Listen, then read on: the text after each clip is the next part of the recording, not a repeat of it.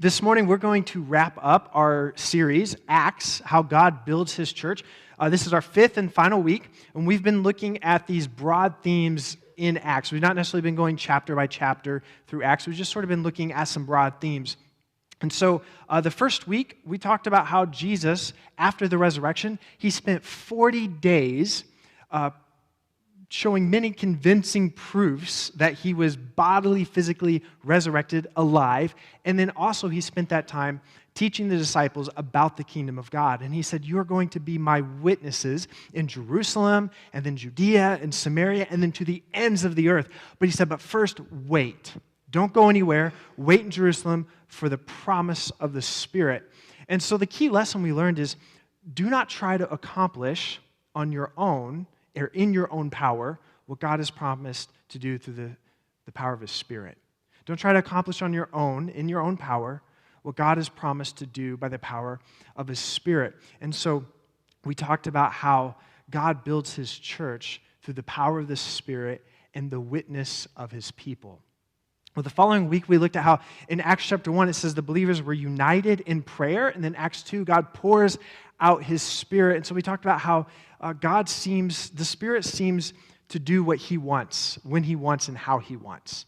Like the Spirit cannot be manipulated or controlled or manufactured. But it does seem we can participate, that we can posture ourselves to be able to receive the pouring out of the Spirit. And so it seems that the Spirit is poured out when there's a united people, a praying people, and a people who are surrendered and aware of the Spirit's moving. And so we talked about what does it look like to be united, to be centered on Jesus, to be a people that prayer is just sort of as natural as breathing, and what would it look like for us to be more surrendered and then also more aware? It seems that there's a degree of awareness, that the Spirit is moving, and we just sort of need to have the lens, like 3D glasses on, to see it more clearly. And then the next week we talked a little bit more about how the Spirit moves through signs and wonders. All throughout Acts, there's these signs and wonders. So we looked at how the Spirit moves. There's healings, there's deliverance, there's these miraculous like prison breaks, there's visions, there's all these different ways that the Spirit acts, and we essentially ask the question, are we open to that? Are we open to the Spirit moving in any way He sees fit? Or do we have reservations? Do we have maybe even doctrinal or theological or intellectual boxes that we put the Spirit in? And so really the point of that week was God sometimes builds His church through signs and wonders. God sometimes builds His church by doing the unexplainable but the undeniable. And last week we looked at the story of Peter and Cornelius. He has this strange vision about these unclean animals, and then he goes and he shares about Jesus, about Messiah Jesus with this guy named Cornelius. But Cornelius was a Roman soldier. And so he's a Gentile, he's unclean, and he's a Roman, he's an enemy. But we learned that when God builds His church, one of the things He does is He breaks down the barriers. Paul would later write it this way. He would say that God breaks down the dividing walls of hostility between Jew and Gentile, which is loaded terms. There's like racial and ethnic and religious and nationalistic. There's all sorts of things that normally divide people, and even today we find that sometimes we're divided on these lines. Like it's not new to humanity to be divided in these groups, but Paul says, Christ put to death the hostility between us on the cross. And so when God builds His church, what will happen is those dividing walls, those barriers will start to be broken down. He'll reconcile us. This morning I want to talk about how God builds His church through ordinary people. God builds His church through ordinary people. But first I want to tell you a couple stories. In 2015, two friends went to their local grocery store with $400 in their pocket. One of the friends videoed people's reactions, while the other friend went up and just paid for random people's groceries, said, God is good, and then walked away. The visible shock on people's faces as this person lays down some cash that covers their entire bill and then walks away, it was really quite moving in some moments. One woman just was stunned and started saying, as like tears are coming up, Are you serious? Are you serious? Are you serious? And the cashier goes, I'm as serious as a heart attack. And then like she hugs the woman over the counter. And then the last woman in the video, though, she was so overcome with emotion. Like she didn't just kind of cry a little bit. She started like weeping. And so the cashier didn't just hug her over the counter. She comes out from behind the counter and just starts holding this woman as she weeps because someone paid for her groceries. In 2014, there was a kid, a first grader. He's a first grader. His name's Vincent. And his best friend was diagnosed with leukemia. But even though he was exhausted from the treatments, he continued to go to school. Well, Vincent learned a little bit about cancer and realized treatments were expensive. And so he and his mom knitted these like scarves, and they sold them, and they raised $200 that they gave to his best friend's family. And then one of the more moving things Vincent did was this first grader did this. He shaved his head. And he said, I didn't want my friend to feel like he was the only one who didn't have any hair. And then in 2015, there was a story shared from a Starbucks barista. It was one of those pay for the person behind you, pay it forward things that happens. And by now it's become kind of a trend, but it wasn't as viral, I think, back in 2015. And sometimes I've heard there's mixed feelings about it. Sometimes the cashiers, it's frustrating to try to do that on the computer. But this particular cashier was really blessed by it. And she wrote to a news station and said, I work at a Starbucks and wanted to personally thank all 19 people who paid it forward while I was working the window yesterday. Because of you, one man who just lost his father the day prior cried in happiness because there is, quote, good in the world. One woman, having a very rough morning, expressed how thankful she was for the person ahead of her, changing the outlook of her day.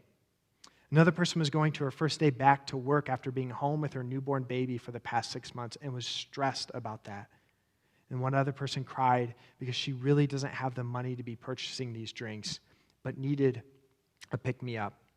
So there's research that looks into sort of the ripple effect of kindness. And what they have found is that when you are kind to other people, it actually changes your outlook. It reframes your perspective. But not only that, the person you are kind to, the person that receives the kindness, it reframes their outlook, and then they are more likely to pay it forward, or they are more likely to also do something kind for someone else. But it doesn't stop there, because people who observe it, like people who watch that happen, they watch this person be kind to that person, it also reframes their outlook, and then they are also more likely to be kind to someone else. It has this ripple effect where it grows, and it sometimes has a greater impact than people realize. And my point of sharing this morning isn't to land home just one random act of kindness. While that is good, and kindness is a fruit of the Spirit, that's not actually the point. What I'm trying to illustrate for you is that reality that none of our actions happen in isolation. Like our acts of kindness, but really everything we do, I mean, think about this. What you do becomes reality. Like what you actualize shapes what happens. And it has an impact. And sometimes it has far greater, for good or ill, a far greater impact than we sometimes realize. And so the point this morning, you're going to hear me say over and over again, what I want us to walk away with believing and having a core conviction in our heart is this, that God builds His church through ordinary disciples who are living the way of Jesus in their ordinary lives, bearing witness to the extraordinary hope of resurrection. God builds His church. Yes, there's the signs and wonders. Yes, there's this amazing outpouring of the Holy Spirit and the whole, there's the sound of rushing wind, and there's all these, really cool, flashy things, but then there's also the people of God living out the way of Jesus in their ordinary life. And to see this, I want to look at Acts chapter 9. So if you have Bibles, I'm going to be reading from the NIV this morning. But if you have Bibles, you can turn there, or if you have devices, or if you just want to listen, that is okay. We're going to read Acts chapter 9. I'm going to be reading verses 36 through 43. Acts 9, verses 36 through 43. In Joppa, there was a disciple named Tabitha. In Greek, her name is Dorcas. She was always doing good and helping the poor. About that time, she became sick and died. About that time is referencing Peter was in Lydda, which was a few miles, I believe, north of Joppa. So it's saying about the same time Peter was in that region, this happened. She became sick and died, and her body was washed and placed in an upstairs room. Lydda was near Joppa, so when the disciples heard that Peter was in Lydda, they sent 2 men to him and urged him, "Please come at once." Peter went with them, and when he arrived, he was taken upstairs to the room. All the widows stood around him, crying and showing him the robes and other clothing that Dorcas had made while she was still with them. Peter sent them all out of the room. Then he got down on his knees and prayed. Turning toward the dead woman, he said, "Tabitha, get up." She opened her eyes, and seeing Peter, she sat up. He took her by the hand and helped her to her feet, and then he called for the believers, especially the widows, and presented her to them alive. This became known all over Joppa, and many people believed in the Lord. And Peter stayed in Joppa for some time with a tanner named Simon. I love this story about Tabitha. I'm going to call her Tabitha as we talk about this because the Greek name Dorcas sounds a little strange. It's not. Tabitha and Dorcas mean gazelle, and it was actually a compliment in that time. Gazelles had long legs, they were fast, and they were gracious, and so saying a woman was like a gazelle was sort of saying you're like a beautiful, graceful deer. And so the name Dorcas was actually a flattering name, but it sounds a lot like dork in English, and I'm just afraid you're not going to be able to not have that come in your mind if I talk about Dorcas all morning. So I'm going to talk about Tabitha, her Hebrew name. I love this story about Tabitha because I love it's right in between these 2 really significant events in Acts. Earlier in this chapter, the beginning of Acts chapter 9, we're introduced to Saul. Saul was this religious leader, a Pharisee. He was really zealous, really committed to Yahweh. And he believed that this Jesus movement was a threat. And so he was arresting these Jesus followers and putting them in prison. Well, while he's on the way to Damascus, he has a vision of Jesus, and Jesus says, "Hey, buddy, you're kind of playing for the wrong team, actually." And Paul has this conversion, and he becomes, major plot twist, right? He becomes a Jesus follower himself.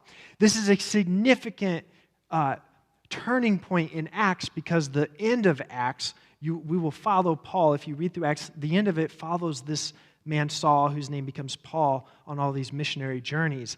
And he spreads the kingdom, the message of Jesus, all throughout the known empire. So this is a significant key turning point.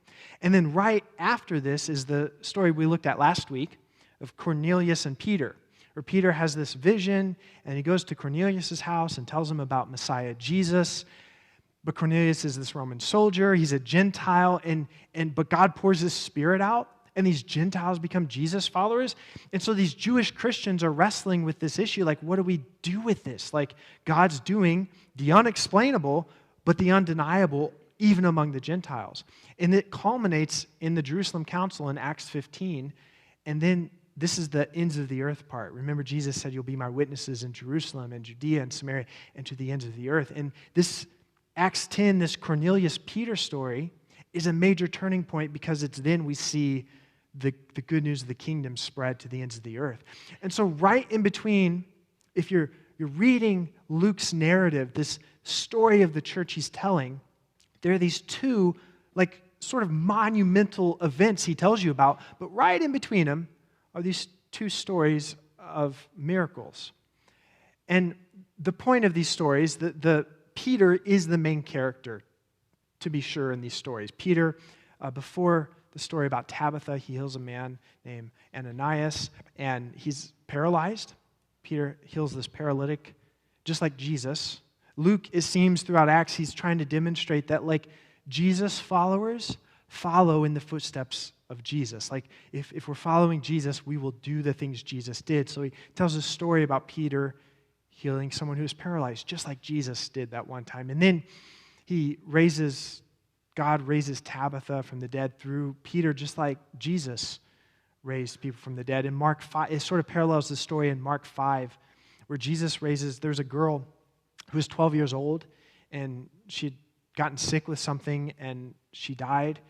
And Jesus goes to the house, and he brings Peter, James, and John. This is one of those like vivid memories Peter probably cherishes from his time following Jesus. They go into this room, and Jesus says to this girl, he says, Talitha cum, which means, little girl, get up.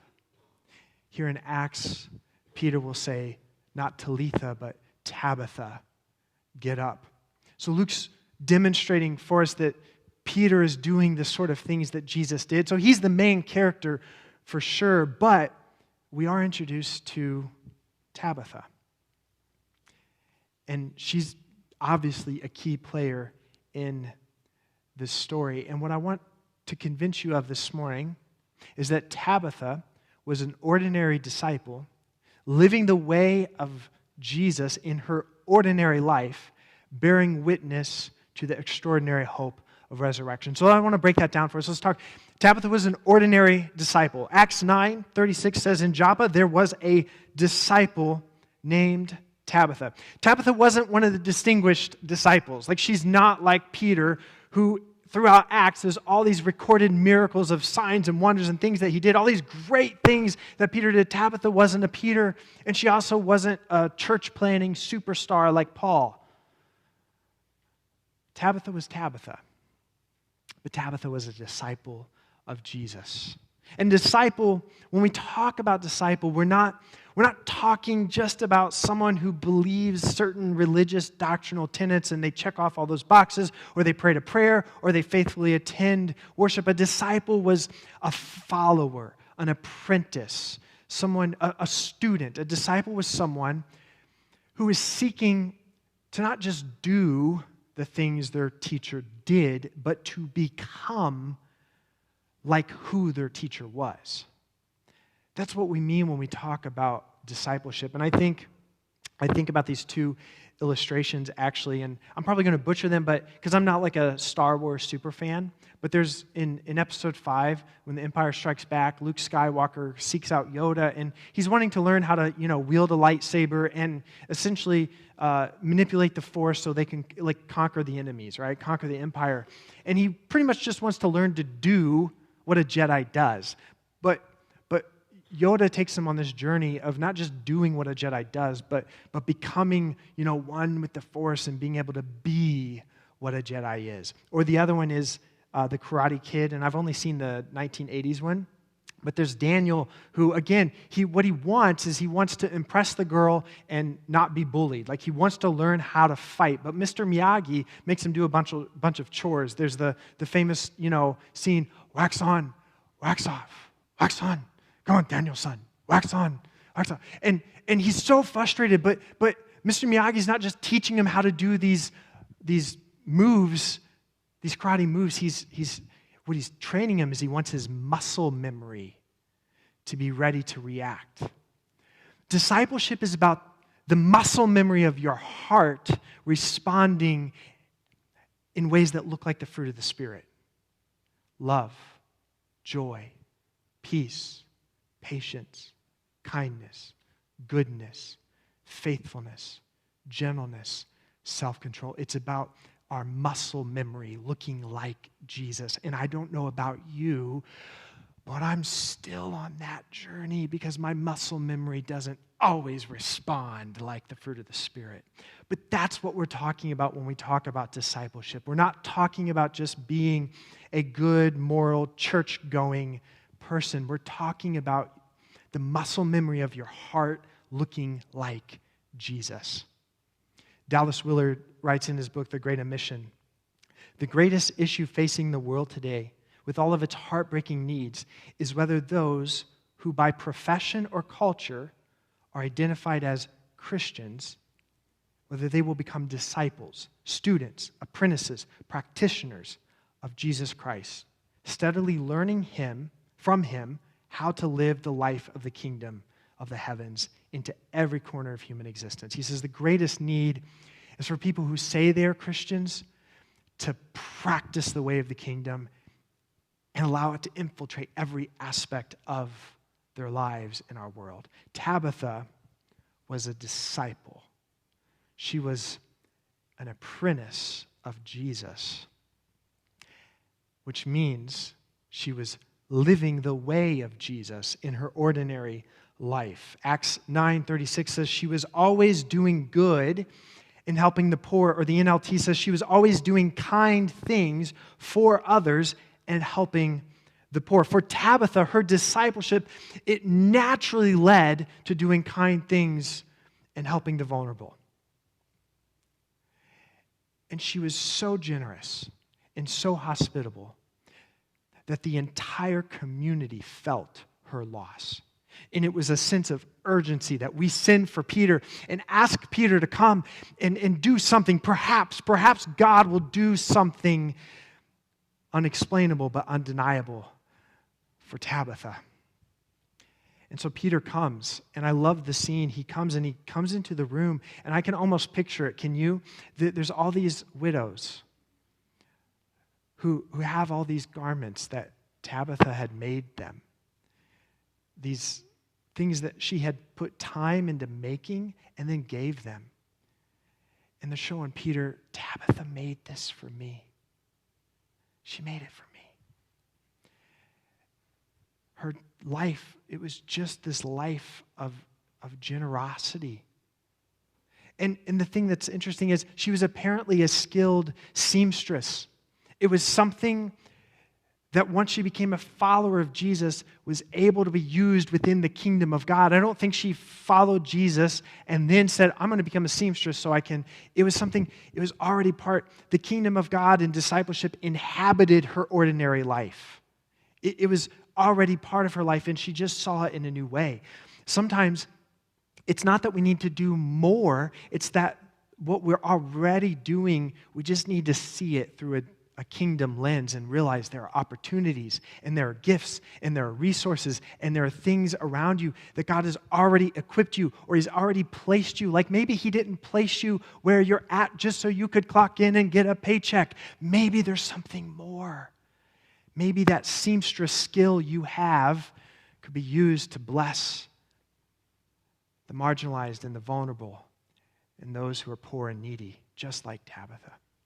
She was just living her ordinary life, living the way of Jesus in her ordinary life. And her discipleship just bore this fruit, this generous, hospitable, kind fruit. She was an ordinary disciple, living the way of Jesus in her ordinary life, bearing witness to resurrection hope. Acts 9:42 says, this became known all over Joppa, and many people believed in the Lord. It is kind of hard. This is the whole point of those signs and wonders in Acts is when God does something that is unexplainable but undeniable, people, it's like, I can't understand this, but I can't deny what I just seen. And people become believers. And Tabitha's story is one of those. This happens with those miraculous like healings and things, but it also happens when people encounter a life that's different and transformed. And it's like, I knew who you were before, and you are not the same person. I can't explain it, but I can't deny it. This is the stuff the Spirit does. And so Tabitha's life, in a very unique and specific way that's probably different than most of us, she literally could bear witness to the extraordinary hope of resurrection, but she lived her ordinary life and was able to bear witness to resurrection hope. And here's the thing, is Tabitha doesn't strike me as someone who wants attention or the limelight. I don't think Tabitha set out, like, I'm going to be kind and give to the poor and bless all these widows so that my name will be in the scriptures and memorialized.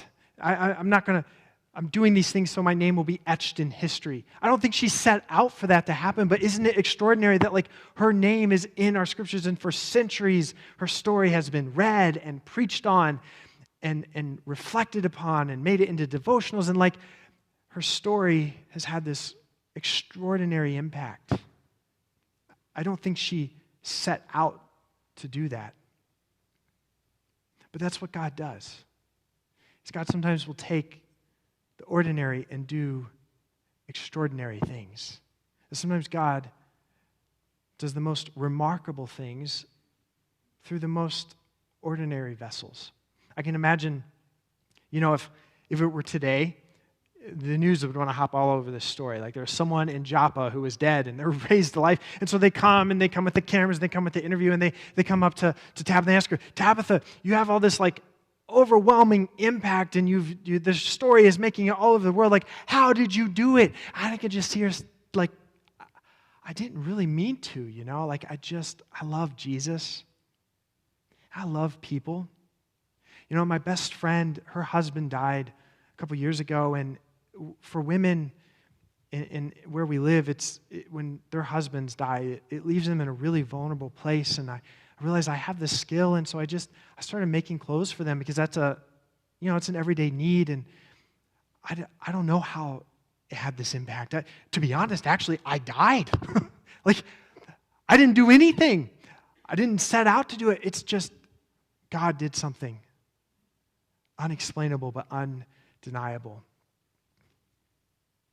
Maybe you're here this morning and you're not a limelight sort of person. You're not ever, you would be mortified to stand up here and talk to people. So you're not going to preach a sermon, or you're not going to go and plant a house church plant, or you're not going to go start a nonprofit organization that's going to eradicate poverty. You're not a person who seeks for that sort of notoriety or fame, and you don't. But I want to tell you this morning that you're exactly the sort of person that God builds His church on. That it's these ordinary disciples. Yes, there were the Peters and there were the Pauls. Yes. And they did these great things, but it was the Tabithas that made up the community life. It was the Tabithas that blessed widows in the community and had this lasting impact. And so what I want to convince you of this morning is to not buy the lie that any act of kindness or compassion or grace or generosity or hospitality is menial, that it goes unseen by God, or that it doesn't have an impact. It probably has a greater impact than you could ever imagine. God builds His church on people like you who are ordinary and live the way of Jesus in your ordinary life. We are the community, the kind of people that God does the greatest things through in every act of hospitality, generosity, goodness, grace, love. It's exactly the foundation that God does extraordinary things through. So keep living out the way of Jesus in the ordinary. In your Monday through Saturday, we've talked in Acts about the Spirit and the signs and wonders and all these great things that God does. And I think sometimes we can get lost and we can feel like, I'm sure some of you in a room this size, some of you probably feel unqualified. Feel like, man, there's things, I still have these struggles and I'm still sorting it out, and man, I still mess up, and God can't work through me, or you just feel like, I don't know what gifts I have that are significant. And I just want to tell you, don't buy that lie. He doesn't look for qualified people, whatever that means. And there's nothing insignificant. Nothing is wasted when God's in the picture. And so keep living the way of Jesus. Monday through Saturday, we gather again and we're reshaped by worship and the Word, and we reorient, and then Monday through Saturday, we live out the way of Jesus. This morning I have some questions to invite you to reflect on. So for these to hopefully be a way that we can, what does it look like to allow this to sink into my heart and to really reflect and wrestle with it? So number one, in what ways are you growing as a disciple, a student, an apprentice, a follower of Jesus? And that's my concern, is not Life Point Church attendees, but disciples of Jesus. So in what ways are you growing as a student, an apprentice, a follower of Jesus? Number two, how can you do good and help the vulnerable around you? What are some small, seemingly ordinary ways that you can live out the kingdom in your day-to-day life? Are there things that maybe you're already doing that if you just see it a little differently, you just realize, oh, there's an opportunity here. Are there ways you can interact with your neighbors or your coworkers? Or are there ways, even your parenting or in your marriage, are there little tweaks that you can just allow the kingdom of God to inhabit that look ordinary but could have an extraordinary impact? What are some ordinary ways you can live out the kingdom? And then I want to ask this because I think it's important for us to think about this. What is your testimony? How has Jesus changed you? How can you bear witness to resurrection hope? We talked the first week about God built his church through the power of the Spirit and the witness of the people. And being a witness isn't about having all the answers. It's not like when you're a witness. I remember I got in a car accident when I was a teenager, and there was someone who was on one of the corners, and so she witnessed the accident. And here's the thing, she had a limited vantage point. She saw from that angle, and she was only responsible to bear witness on her limited perspective. I think sometimes we can get overwhelmed about telling our stories because we feel like we have to have all the answers. We feel like we need to know all the Bible, and it's like, I can't tell people because, no, listen, what's your story? How has Jesus changed you? You are human. He doesn't expect you to have all the answers. What's your story? Because here's the thing, God built his church on ordinary disciples living out the way of Jesus in their ordinary lives, bearing witness to the extraordinary hope of resurrection. And that is part of the story of Acts.